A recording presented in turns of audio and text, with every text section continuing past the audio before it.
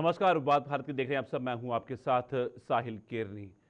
बात करेंगे आज सनातन पर सवाल, सियासी बवाल। आखिर हिंदुत्व को किस तरह से बात कही गई इल्तिजा मुफ्ती द्वारा? हिंदुत्व एक बीमारी, यह बात किस तरह से जहन में आ सकती है? हिंदुत्व की पहचान है कि आप अपनी आस्था से, जन्म से, मन से हिंदू हैं, लेकिन अपनी पहचान के प्रति सजग होना और उसके प्रति चेतना का विकास होना हिंदुत्व का अर्थात पहचान से हिंदू होने का तात्पर्य है कि क्षमा भाव, प्रेम भाव और आचरण की शुद्धता होना, अहिंसा के रास्ते पर चलना और विविधता को महत्व देना। पीडीपी नेता इल्तिजा मुफ्ती ने कहा कि हिंदुत्व और हिंदू धर्म में बहुत अंतर है। हिंदुत्व एक नफरत की विचारधारा है जिसे 1940 के दशक में भारत में फैलाया, जिसका उद्देश्य हिंदुओं का वर्चस्व स्थापित करना था और यह विचारधारा थी कि भारत हिंदुओं का है।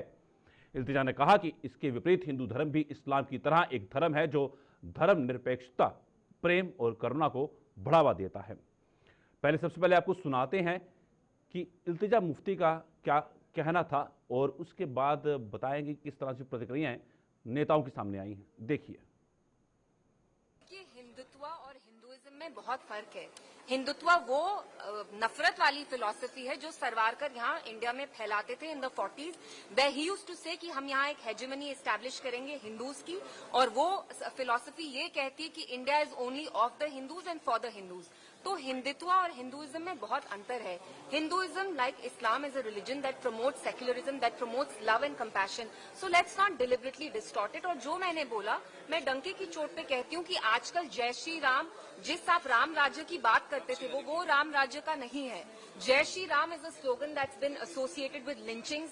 जब आपको किसी मुसलमान बच्चे की पिटाई करनी है, आप ये स्लोगन यूज करके उसकी पिटाई कर रहे हैं। सो इट्स वेरी शेमफुल कि हिंदुइज्म जो रिलीजन है, आप उसको डिस्टॉर्ट कर रहे हैं। और मैंने हिंदुत्व को क्रिटिसाइज किया, और मैं डंके की चोट पे कहती हूँ कि हिंदुत्व एक बीमारी है और इस बीमारी का इलाज हमें करना पड़ेगा। देखिए, इनमेच्योरिटी का परिणाम है। किस प्रकार से किस बारे में क्या शब्द बोलने चाहिए, शायद उनको पता नहीं है। कहीं ना कहीं से सीख लेना चाहिए। किसी धर्म के प्रति इस प्रकार के शब्दों का प्रयोग करना सरासर गलत है। और पहले भी हिंदुत्व क्या है इनको पता है, हिंदुत्व होता क्या है। ये जो सभी लोग हैं ये भी हिंदुत्व से निकले हुए हैं, इनको ये पता होना चाहिए। आज कौन से हमलावर आए, किन्होंने किस प्रकार से यहाँ पर किया, और आज आप उस प्रकार की भाषा बोल रहे हैं। हिंदुत्व एक ऐसा धर्म है जो सहन शक्ति का बिल्कुल उसके बारे में बताता है। और ख़ास करके इसका ये मतलब नहीं है कि कुछ भी आप बोलते जाओगे भगवान राम के प्रति या दूसरों के प्रति, ये सरासर गलत है। ये आपको कहीं ना कहीं मैं सही नेक सलाह दूंगा, इस पर अपनी बयानबाजी बंद करिए। इल्तिजा मुफ्ती के बयान को लेकर के बीजेपी खासा नाराज नजर आ रही है। उनका कहना यह है कि देश के अंदर जो माहौल सबका साथ, सबका विकास और सबके विश्वास की तर्ज पर चल रहा है, वो कुछ लोगों को पच नहीं रहा है। बीजेपी लीडर आरती मेहरा इस वक्त हमारे साथ है। मैडम, इस वक्त जो बयान इल्तिजा मुफ्ती का है, आप लोग इसे कैसे देख रहे हैं?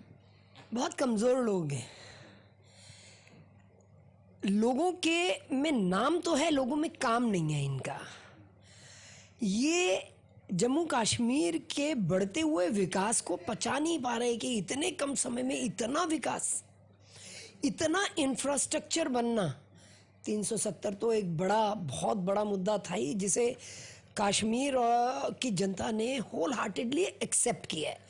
कुछ लोग छोड़ दीजिए जिनकी दुकानें बंद होती हैं ना जी, उनको लगता है, लेकिन ओवरऑल लोगों ने, क्योंकि लोगों को चाहिए रोजगार, लोगों को चाहिए अच्छे शिक्षा संस्थान, लोगों को चाहिए अपने खेल कूद का प्रबंध, लोगों को चाहिए अच्छे उनका व्यापार अच्छा हो, ये सब खुशहाली वहाँ पे वो देख रहे हैं। तो इनसे ये सहा नहीं जा रहा है, और ये इस तरह के बयान दे के ये सोचते हैं भारतीय जनता पार्टी को कहीं पे उनके ऊपर जो एक इस तरह का वो लगा पाएंगे कि हम लोगों को तोड़ रहे हैं।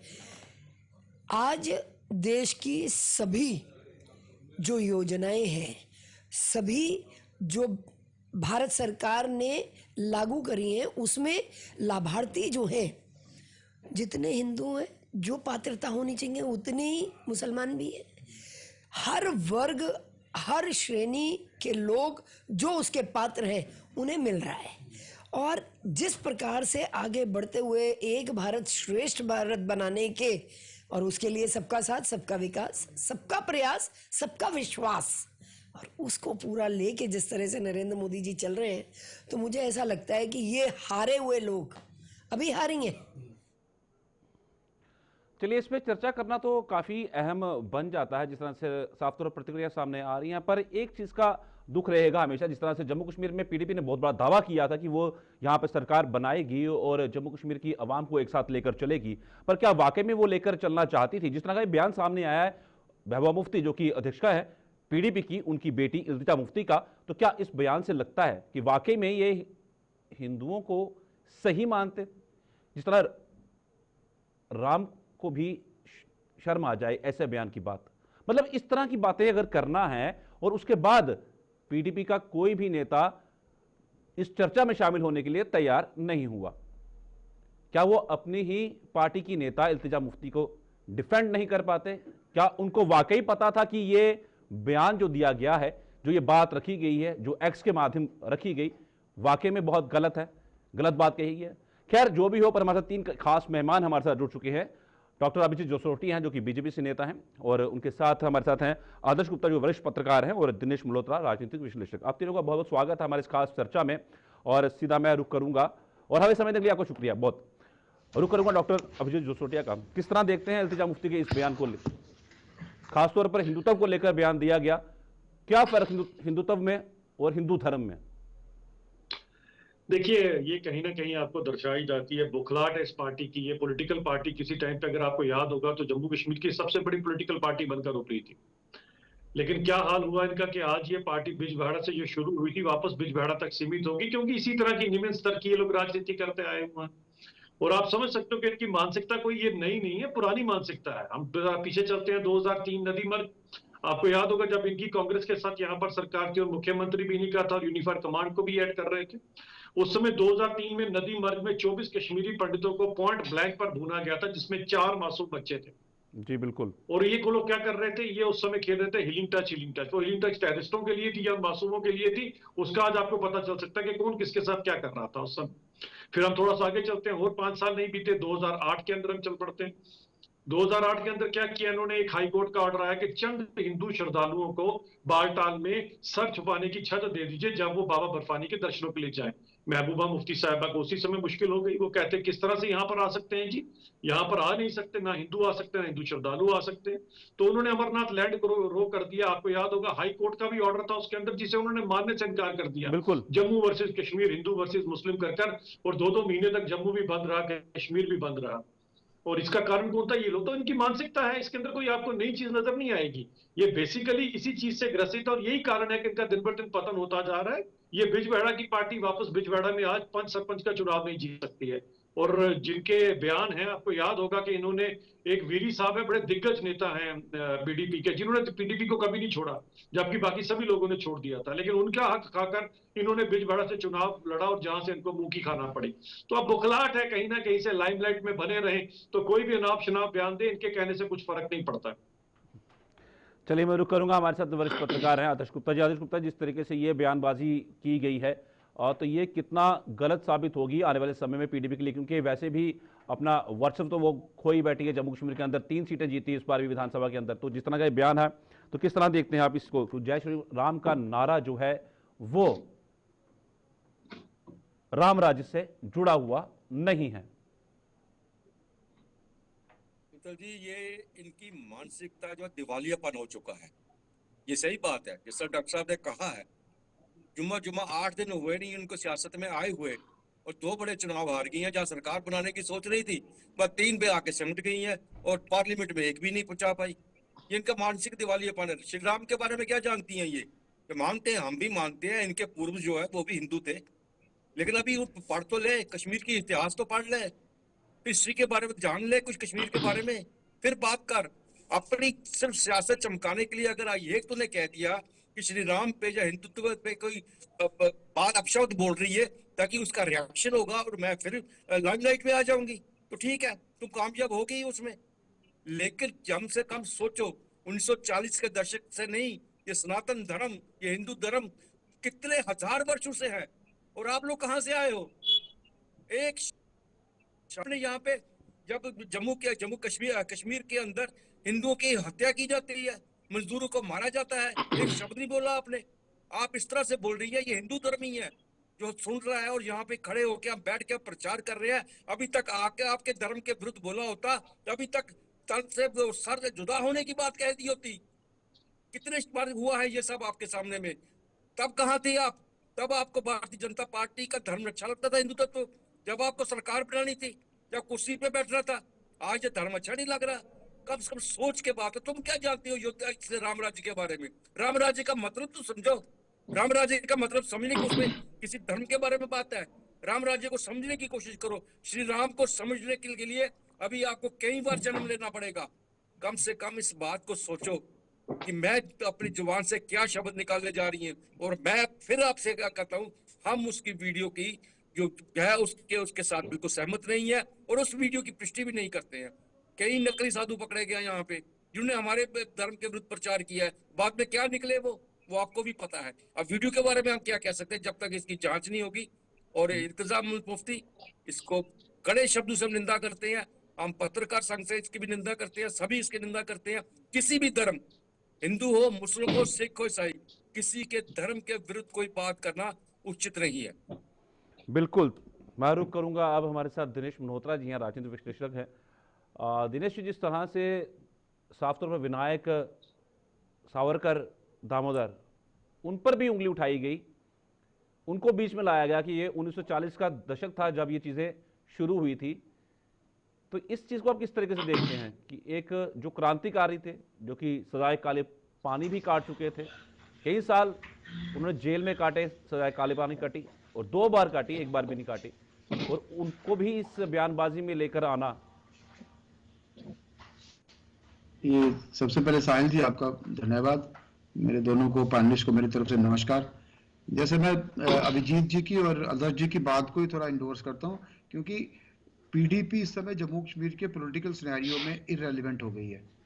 जो पीडीपी 1999 में जो पीडीपी बनी थी, उसके इतिहास में पहली बार पीडीपी ने सबसे लोएस्ट एवर नंबर 3 सीट्स ली है असेंबली इलेक्शन में, और लोकसभा चुनाव में पीडीपी का बहुत बुरा हाल हुआ। तो ये सिर्फ एक अपने आप को एक न्यूज में रहने के लिए ऐसी स्टेटमेंट देती है पीडीपी की जो इल्तिजा मुफ्ती है। मतलब वो अपने आप को ये एस्टैब्लिश करने की कोशिश कर रहे हैं कि जो एक प्रो सेपरेटिस्ट, जो कम्पिटिटिव सेपरेटिज्म कश्मीर वैली में चल रहा है नेशनल कॉन्फ्रेंस और पीडीपी के बीच में, उस कम्पिटिटिव सेपरेटिज्म में एक ये एपिसोड ऐड हो गया कि जो इल्तिजा मुफ्ती, महबूबा मुफ्ती की बेटी, उसने सीधा हिंदूइज्म पे ही अटैक कर दिया। वो डिफरेंशिएट करने की कोशिश कर रही है कि हिंदुइज्म और हिंदू तो में डिफरेंट है, लेकिन उन्होंने भगवान राम को भी बीच में इन्वॉल्व कर लिया। तो मुझे लगता है कि इनकी बातों को ज्यादा सीरियसली लेने की कोशिश नहीं करनी चाहिए, इनको ज्यादा इंपॉर्टेंस नहीं देनी चाहिए, क्योंकि ये सिर्फ न्यूज में लाइमलाइट पे रहना चाहते हैं, क्योंकि इनका कश्मीर घाटी में पॉलिटिकल रेलिवेंस पीडीपी की खत्म हो चुकी है, नए ग्रुप सामने आ चुके हैं। इसलिए बहुत सीरियसली नहीं लेना चाहिए इनकी बातों को, इनको थोड़ा इग्नोर करना चाहिए, क्योंकि ये चाहती है कि मेरी बातों के पे कंट्रोवर्सी क्रिएट हो और मैं नेशनल और इंटरनेशनल लाइमलाइट में आऊं, ताकि पीडीपी को रिवाइव करने की कोशिश करूं। ठीक है डॉक्टर अभिजीत जसरोटिया, जिस तरह से एक बात और कही गई थी कि हिंदुत्व की वजह से लाखों भारतीयों को पीड़ित होना पड़ रहा है, ये किस तरफ इशारा करती है? मतलब कहना क्या तो जी देखें, ये कहना क्या चाहती है क्या नहीं चाहती है, इनको ना तो हिंदुत्व का पता, ना हिंदू का पता, और इनको कश्मीर और कश्मीरियत का भी नहीं पता। आपको याद होगा जब चुनाव कर रही तब ये कश्मीरी भी प्रॉपर नहीं बोल पा रही थी और क्या जूनो करके इनके ऊपर जो ट्रोल किया गया था।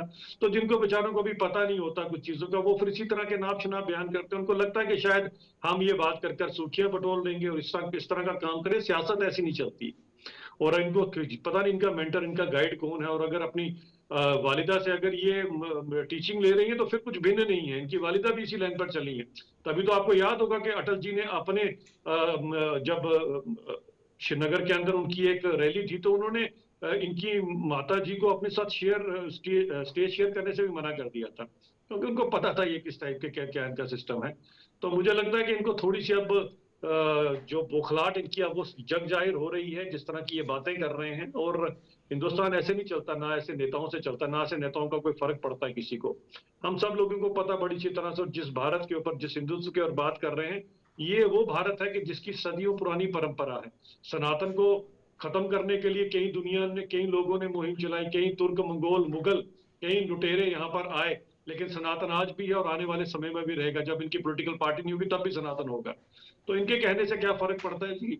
एक बात याद रखिएगा कि वो है, यदा यदा ही धर्मस्य ग्लानिर् भवति भारत अभ्युत्थानम् अधर्मस्य तदात्मानं सृजाम्यहम्। तो जिस हिसाब से आप कर रहे हैं, इसका जरा मतलब इनको समझा दीजिएगा, उसके बाद अगली बारी सोचने से पहले, करने से पहले 4 बार सोचेंगे। बिल्कुल। और जिस तरह से बात कही गई आदर्श जी की हिंदू और हिंदुत्व में बड़ा फर्क है, आखिर क्या अंतर आता है हिंदू और हिंदुत्व में? मैंने कहा ना, इन्होंने नया नया इतिहास पढ़ना शुरू किया है, अभी इसको पता ही नहीं है ना इस्लाम और इस्लामिक में क्या फर्क है। ये भी पहले तो पढ़ ले, पहले वही देख ले। मैंने इसलिए कहा भारत का इतिहास तो छोड़ो, आप कश्मीर की हिस्ट्री पढ़ के देखो, कश्मीर का इतिहास पढ़ के देखो, अपने पूर्वजों के बारे में जानकर देखो, फिर आपको पता चलेगा आप कहाँ खड़े हो। कोई भी शब्द मुंह से किसी ने कह देना, बिल्कुल डॉक्टर साहब ने बिल्कुल सही कहा है, और मैंने भी यही बार बार कहा हूँ कि हाशिए पे आ चुकी है पॉलिटिकल पार्टी। अब मैं पॉलिटिकली बात नहीं कर रहा, मुझे नहीं लग रहा कि किसके साथ गठबंधन था, क्यों था, क्या था, लेकिन तो कुछ वक्त होता है जब आप किसी के धर्म पे आप आंच पाती है, जब उसके धर्म पे उंगली उठाई जाती है, और खासकर वो धर्म जो सबसे बड़ा धर्म है, सनातन धर्म, वो धर्म जो है धर्म है जिससे ये सारे धर्म निकले हुए हैं, जिनकी ये उपजय सब आज उनके बारे में बात कर रही है, सिर्फ इसलिए कि आपको फुटेज मिलेगी, आपको आपके आपको आपका जिक्र किया जाएगा, आप न्यूज में होंगी, इसलिए इसको समझने की कोशिश करनी चाहिए कि ये क्यों बोला इसने। मैं फिर बार बार कहता हूँ कि उस वीडियो की हम पुष्टि नहीं करते, ना इस बात को कहते हैं कि वो अच्छी बात है। अगर वो हुई है, कहीं भी कोई ऐसी बात हुई है, तो हम उसको अच्छी बात नहीं कहते हैं, लेकिन इसका मतलब ये नहीं कि आप पूरे हिंदू धर्म को आप लपेट ले, आप श्री राम को आप बीच में लपेट ले, आप राम राज्य को आप लपेट ले। आराध्य है श्री राम हमारे, हम नहीं भूल सकते। पोलिटिकली आपने क्या, किस तरह से, क्या, कौन सा शब्द कहाँ इस्तेमाल करना है, वो आपको देखना है, लेकिन पूरे देश का जो आस्था है, पूरे हिंदू सनातन धर्म की जो आस्था है, वो श्री राम के साथ है। हमें पॉलिटिकली माइलेज नहीं लेना, हमें पॉलिटिकली माइलेज जिसने लेना ले, राम का नाम इस्तेमाल है, कुछ करे, लेकिन इस तरह से हिंदुत्व पर, हिंदू धर्म पर कोई भी पॉलिटिकल पार्टी उंगली उठाएगी तो नॉन पॉलिटिकल पार्टीज जो हैं, जो ऑर्गेनाइजेशंस हैं, वो भी नहीं सहन कर पाएंगी, चाहे कोई भी पार्टी हो। बिल्कुल दिनेश जी, जिस तरह से मैं सबसे यही चर्चा कर रहा हूं, क्योंकि एक एक बात को समझना बहुत ज़रूरी है। हिंदुत्व एक नफरत की विचारधारा है, मतलब हर एक बयान में, हर एक बात में एक अलग बातें छुपी हुई हैं कि मतलब ये किस तरह से जहन में आता है, और सिर्फ लाइमलाइट में बनने के लिए आप किसी भी धर्म के ऊपर अपनी उंगली उठा दो और उसके बाद चर्चा का हिस्सा भी बनने से इनकार कर दो।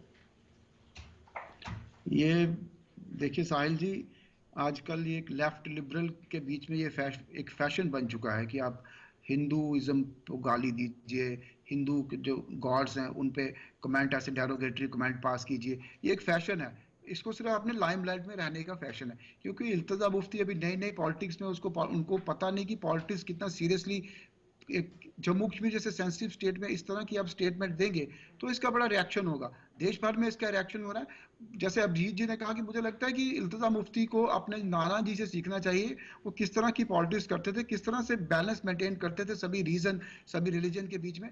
अभी इतनी जल्दी अगर ये चाहती हैं कि मैं प्रोवोकेटिव स्टेटमेंट दे के एक तरह से एंटी हिंदू एक स्टेटमेंट दे के, तो मैं अपनी पॉलिटिकल इनिंग शुरू करूं, या पॉलिटिकल जो आपका जो अपनी जो आपने जो ग्राउंड अपनी लूज किया उसको रिट्रीव करूं, तो मुझे लगता है ये बड़ी इमेच्योर पॉलिटिशियन वाली बात है।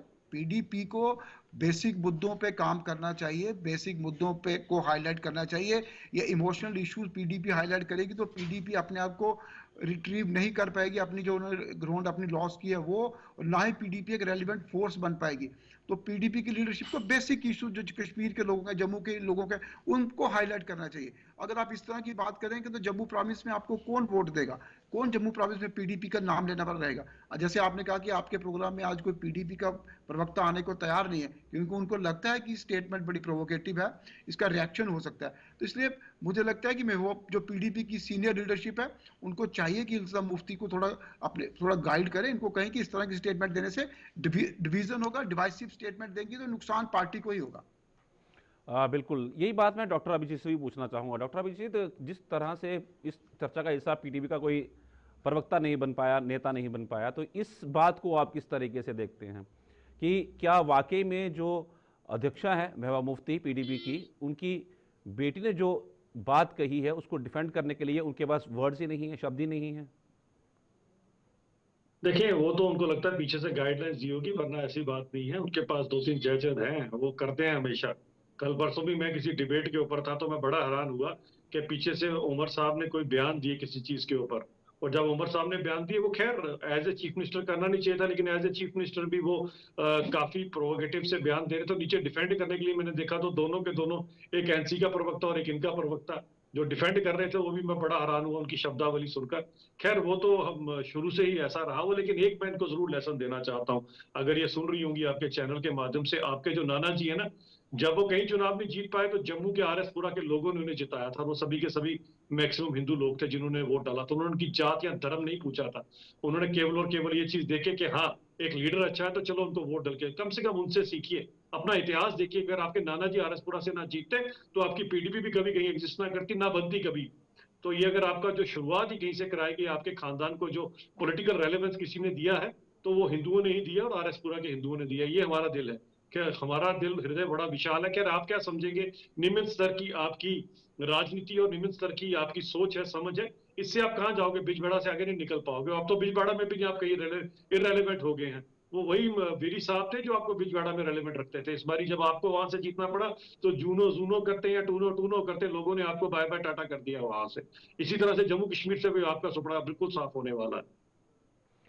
आदर्श जी, जय श्री राम का नारा क्या राम राज्य से नहीं जुड़ा? राम राज्य को तो समझने की कोशिश करें ना पहले। और क्या ये राम नारा राज्य है क्या, ये तो उसको समझना पड़ेगा पहले। राम राज्य का मतलब क्या है, उसको समझने की कोशिश करें। उसको तो, ये तो एक इस पर दिनेश जी ने कहा है, एक चीज बन चुकी है जिसको कोई काम नहीं है, कुछ नहीं मिलता। वो कहता है जी सनातन हिंदू पे उंगली उठा दो, चाहे वो फिल्म इंडस्ट्री है, वो ऐसे ऐसे में सीन बना देंगे, ऐसे ऐसे देवी देवताओं के बारे में कह देंगे। क्योंकि हिंदू तो नहीं ना कहते हम तन से सर जुदा कर देंगे आपका, वो सहन कर रहे हैं इन चीजों को। इसका मतलब नहीं है आप उनकी सहनशीलता की परीक्षा इतनी बड़ी लो कि आप उनके उनके प्रभु पर, उनके धर्म पर हर रोज कोई ना कोई प्रहार करते रहो। बिल्कुल सही कहा है अभिजीत जी ने। कोई नहीं, 3 बार रिजेक्ट हुए थे वहां पे कश्मीर में चुनाव में मुफ्ती मोहम्मद सईद। आरएसपुरा में जिताया था, हमने जिताया था, हमने उसको आरएसपुरा में जिताया था।